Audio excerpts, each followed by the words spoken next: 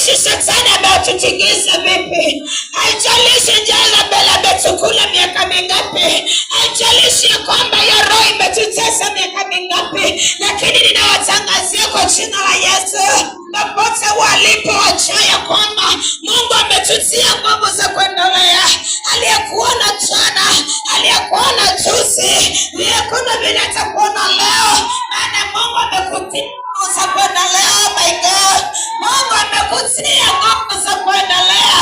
Haijalishi ya kwamba umeteseka miaka mingapi, haijalishi ya kwamba watu wamekukataa, maana Elisha alifika mahali akaamua kujitoa roho yake, lakini Bwana anamwangalia.